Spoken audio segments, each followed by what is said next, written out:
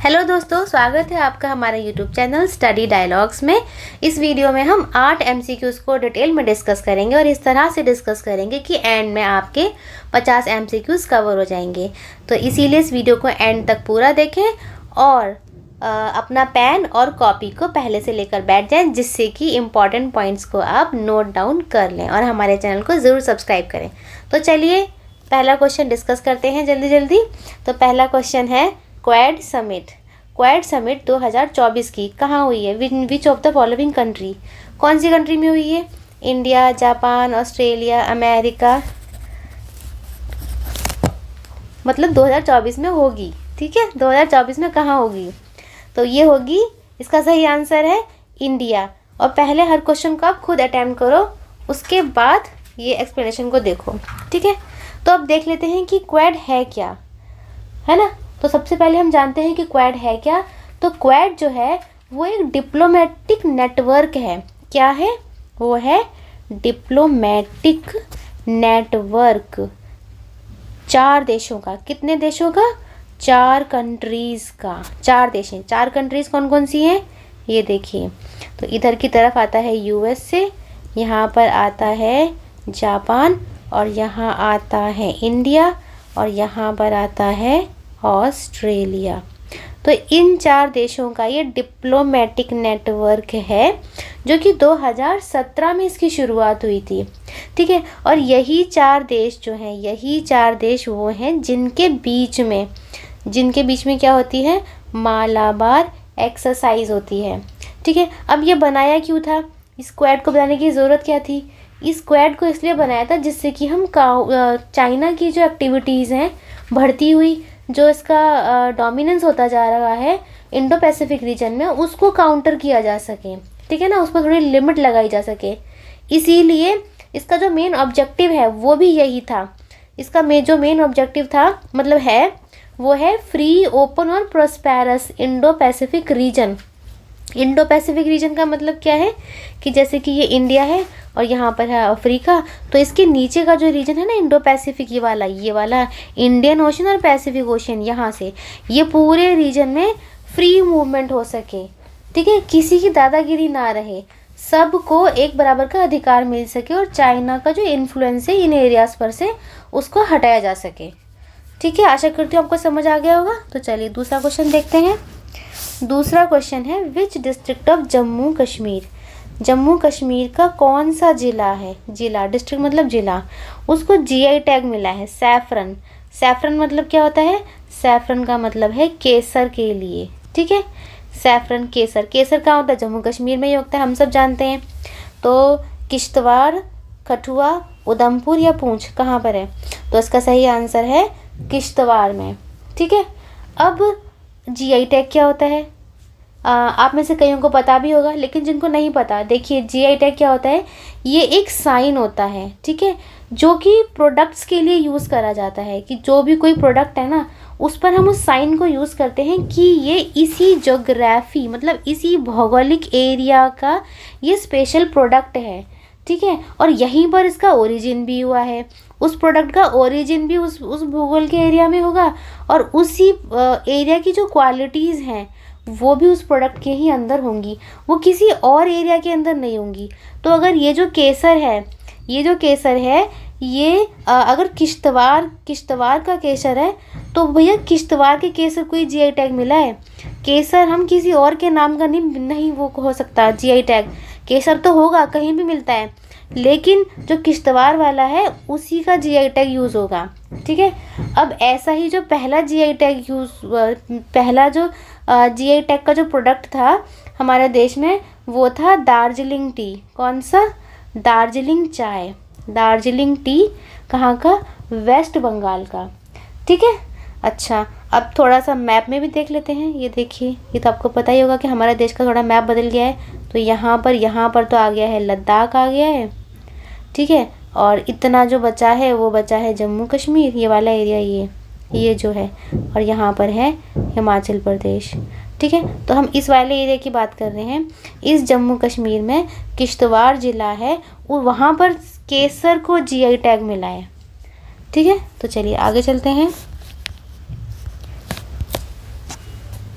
Third question है, India's first women जज of supreme court died मतलब उनकी डेथ हो गई है रिसेंटली, और हमारे देश की पहली वुमेन जज थी, मतलब महिला जज थी।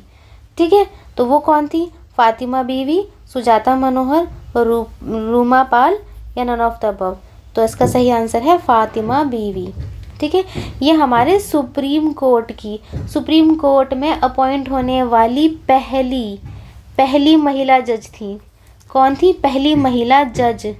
ठीक है, अब तक अगर देखा जाए तो सुप्रीम कोर्ट में सिर्फ 11 वुमेन जज ही अपॉइंट हुई हैं अभी तक, बस सिर्फ 11 हुई हैं। और अभी प्रेजेंटली अगर देखा जाए तो हमारे सुप्रीम कोर्ट में कितने हैं? 34 जज हैं। 34 जज हैं, तो उन 34 में से 33 तो जज हो गए नॉर्मल, और एक हमारे चीफ जस्टिस ऑफ इंडिया हो गए। ठीक है, अब इन 34 में से 3 वुमेन, कितनी कम संख्या है वुमेन जजेस की, है ना? तो उनमें से अगर परसेंटेज निकालें तो बहुत कम बैठती है। ठीक है, तो इसीलिए ये क्वेश्चन जो है इम्पोर्टेंट हो जाता है, क्योंकि वो हमारे देश की पहली वुमेन जज थी। ठीक है, अच्छा अब ये देख लेते हैं कि आर्टिकल 124 में क्या है? इसमें जजेस के अपॉइंटमेंट के बारे में बताया गया है। ठीक है, आर्टिकल 124 में क्या बताया गया है? जजेस के अपॉइंटमेंट के बारे में। अब जजेस का अपॉइंटमेंट होता किस तरह से है? तो वो होता है कोलेजियम सिस्टम के थ्रू। ठीक है, किसके थ्रू होता है? कोलेजियम सिस्टम के थ्रू। अच्छा, अब इनको अपॉइंट कौन करता है जजेस को?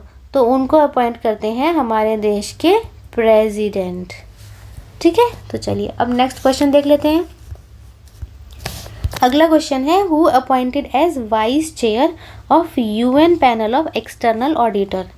किसको अपॉइंट करा गया है? किसको वाइस चेयर बनाया गया है यूनाइटेड नेशन के पैनल? कौन सा पैनल? एक्सटर्नल ऑडिटर का जो पैनल है। ठीक है, एक्सटर्नल ऑडिटर, ये बहुत इंपॉर्टेंट क्वेश्चन है। ठीक, अब कौन क्या है इसका answer? CAG of India, chief justice of India, election commissioner of India या नन ऑफ द अबव? तो इसका आंसर है CAG ऑफ इंडिया। CAG मतलब controller and auditor general of India. ठीक है, तो इसका जो आर्टिकल है, इसका आर्टिकल कौन सा आता है? 148। Article 148 of the Indian constitution, उसके अंदर ड्यूटीज़ हैं और पावर्स दी गई हैं। ठीक है, किसकी? CAG की, controller and auditor general of India की।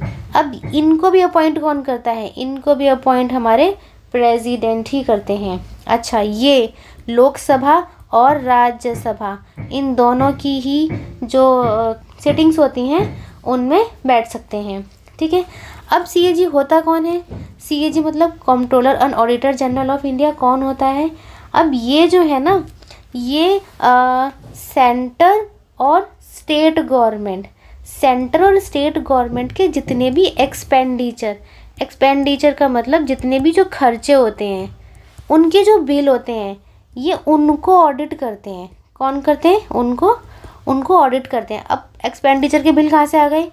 जब सेंटर में और स्टेट में जब बजट पास किया जाता है तो एक पैसा भी अलॉट करा जाता है ना?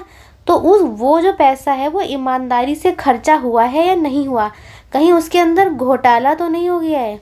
तो ये बस उसी चीज़ को पकड़ते हैं ये। ठीक है, कैसे पकड़ते हैं? उन बिलों का ऑडिट करके। ठीक है, कैसे? सेंटर के भी और स्टेट के भी, उन दोनों के बिलों को ऑडिट करके करते हैं ये।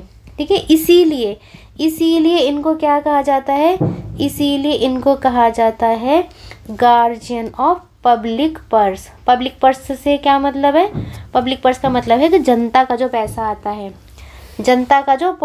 आता है, मतलब जो कि जनता टैक्स देती है, वही टैक्स तो बजट वगैरह में दिया जाता है ना, रेवेन्यू के रूप में उनमें होता है। तो मैं आशा करती हूँ आपको ये समझ में आ गया होगा। अच्छा, अगर आप लोगों को पॉलिटी के MCQ करने हैं तो हमारी वीडियोस हैं, आप उनसे कर सकते हैं। अगर आप लोगों को ट्रिक्स करनी है तो भी हमारी वीडियोस हैं, और हमने एक मेंस आंसर राइटिंग की सीरीज़ भी चला रखी है, आप वो भी कर सकते हैं। ठीक है, तो चलिए अगला क्वेश्चन देख लेते हैं। अगला क्वेश्चन है, भारत आटा रिलेटेड टू। भारत आटा किससे रिलेटेड है? Subsidised wheat flour, subsidised rice flour, subsidised millet floor या नन ऑफ द अबव। तो इसका सही आंसर है सब्सिडाइज्ड व्हीट फ्लोर, मतलब गेहूं का आटा। ठीक है, अब इसमें है क्या, यहाँ पर सब्सिडाइज्ड व्हीट फ्लोर दिया जा रहा है किस चीज़ के लिए, पब्लिक वेलफेयर के लिए। अब पब्लिक वेलफेयर कैसे हो रहा है आटा देने में, तो वो इस तरह से हो रहा है क्योंकि नॉर्मली अगर देखा जाए तो जो आटे का जो रेट है मार्केट के अंदर वो है 40 रुपये से 45 रुपया पर केजी, वो ये है। लेकिन जो भारत आटा है इसका जो रेट है वो है 27.50 रुपये पर केजी, तो ये काफ़ी सस्ता मिल रहा है। ठीक है, तो इसीलिए इसका जो मेन एम है, मेन जो उद्देश्य है वो यही है कि कंज्यूमर के ऊपर फाइनेंशियल बर्डन को कम किया जा सके, मतलब उसको सस्ती चीज़ें प्रोवाइड करवाई जा सकें। ठीक है, अब ये मिल कहाँ पर रहा है, ये सोल्ड कहाँ पर हो रहा है, तो ये हो रहा है केंद्रीय भंडार। केंद्रीय भंडार क्या होते हैं, ये सरकार की ही दुकानें होती हैं जहाँ सस्ता सामान मिलता है। ठीक है, और नेफेड के जो स्टोर्स हैं वहाँ पर मिल रहा है। इसी तरह से NCCF और कहीं कहीं पर मोबाइल वैन्स में भी मिल रहा है। ठीक है, मोबाइल वैन्स आ रही हैं और ये आटे को वहाँ पे मिलता है ये आटा। चलिए अगला क्वेश्चन देखते हैं। अगला क्वेश्चन है COP28 held in which country, किस कंट्री में हो रहा है, Dubai, Mexico, Johannesburg, Buenos Aires. तो इसका जो सही आंसर है वो है दुबई। ठीक है, दुबई UAE में हो रहा है ये। ठीक है, तो सबसे पहली बात ये जो कोप नाम की जो कॉन्फ्रेंस है, कॉन्फ्रेंस ऑफ पार्टी, सबसे पहली बात कि ये एनुअली होती है। एनुअली मतलब हर साल होती है ये। ठीक है, और ये कब से हो रही है, ये जब से हमारी पहली UN क्लाइमेट समिट हुई थी, फर्स्ट UN क्लाइमेट समिट। पहली UN क्लाइमेट समिट कब हुई थी बताइए, और इसका नाम क्या था, तो ये हुई थी 1992 में और इसका नाम था अर्थ समिट। ठीक है, अर्थ समिट। अब यहाँ पर होता क्या है, यहाँ पर क्या होता है कि यहाँ पर जो पार्टिसिपेंट गवर्नमेंट्स हैं, जो पार्टिसिपेंट कंट्रीज़ हैं, है ना, वो उन वाली पॉलिसीज़ पर एग्री होते हैं। कौन सी पॉलिसीज़, जिससे कि हमारा जो अर्थ है ना, हमारी जो अर्थ है उसका जो ग्लोबल टेम्परेचर है हम उसको कम कर सकते हैं। वैसी वाली पॉलिसीज़ कि हम अपनी अर्थ के टेम्परेचर को कंट्रोल कर सकें, उसको बढ़ने ना दें, ऐसी वाली पॉलिसीज़। और क्लाइमेट चेंज के जो दुष्प्रभाव हैं उनसे अपनी अर्थ को हम बचा सकें। ठीक है, अब आप जानते होंगे कि COP21 को आप जानते होंगे। COP21 कब आई थी, 2015 में आई थी। किस नाम से आई थी, ये आई थी पेरिस क्लाइमेट डील के नाम से आई थी। अब इसके अंदर क्या हुआ था, इसके अंदर भी यही बात कही गई थी कि हमें अपनी अर्थ का जो टेम्परेचर है 1.5 डिग्री सेल्सियस से ज़्यादा ऊपर नहीं पहुंचाना। कौन से बेस लेवल से, pre industrial base level. Pre industrial मतलब है जब इंडस्ट्रियल रिवॉल्यूशन हुआ था ना, उससे पहले का जो मौसम था, उस टाइम पर जो हमारी अर्थ का जो टेम्परेचर था उतना, ठीक है ना, उससे ज़्यादा नहीं करना। चलिए अब आगे देखते हैं। अगला क्वेश्चन ये है, India's rank in world press freedom index. World का प्रेस फ्रीडम इंडेक्स 2023 का, यहाँ वर्ल्ड की बात हो रही है, मतलब दुनिया के जितने भी देश हैं उनकी जो प्रेस है, मीडिया है, जर्नलिस्ट हैं, वो कितनी आज़ादी से अपनी रिपोर्ट्स को पब्लिश कर पा रहे हैं। ठीक है, ये होता है इस वाली इंडेक्स में। तो इसमें इंडिया की रैंक कितनी आई है बताओ, 161 आई है, 126, 132 या 163, कितनी आई है, 161 आई है इसकी रैंक। ठीक है, अब इसको पब्लिश कौन करता है, सबसे पहले हम ये जान लेते हैं। तो इसको पब्लिश करता है रिपोर्टर्स विदाउट बॉर्डर। कौन करता है, रिपोर्टर्स विदाउट बॉर्डर, ये इसका नाम है। ठीक है, नाम बहुत इंटरेस्टिंग है, रिपोर्टर्स विदाउट बॉर्डर, मतलब ऐसे रिपोर्टर जो कि बॉर्डर वगैरह नहीं मानते, मतलब ये सिर्फ सबको समझने के लिए है। ठीक है, ये इसका नाम है। अब ये जो है ना, ये वाली जो इंडेक्स है ये भी हर साल आता है, ये भी हर साल ही आता है। इसमें ये लोग क्या बताते हैं, ये बताते हैं कि उस देश की जो मीडिया है उस देश की जो मीडिया है या उस देश का जो जर्नलिस्ट है वो कितना फ्री है, कितनी फ्रीडम मिल रही है उसे कि वो सच्ची रिपोर्ट्स को पब्लिश कर सके। ठीक है, और ये इनका खुद का असेसमेंट है, ये अपने खुद के असेसमेंट पर ये रिपोर्ट बनाते हैं ये। ठीक है, ये अपने खुद के असेसमेंट से ये रिपोर्ट बनाते हैं। तो उसके अकॉर्डिंग इंडिया की रिपोर्ट 161 आई है 2023 में। अगर 2022 में देखें तो इंडिया की जो रैंक थी 150 थी, 2021 में देखें तो 142 थी। अब इन आंकड़ों के अकॉर्डिंग हम ये कह सकते हैं कि इंडिया की रैंक जो है वो घटती जा रही है। ठीक है, अब है लास्ट क्वेश्चन है, what is the name of the bullet train in Indonesia. Indonesia में बुलेट ट्रेन का नाम क्या है। बुलेट ट्रेन का मतलब क्या है कि जिसकी हाई स्पीड हो। ठीक है, उसका नाम क्या है, वूश, डिशुम, वाओ या जय।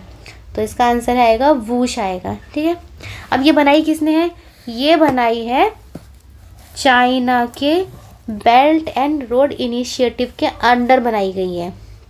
पहली बात तो ये है। अब इसमें है क्या, इसमें है कि यहाँ पर कनेक्ट किया जा रहा है किसको, कैपिटल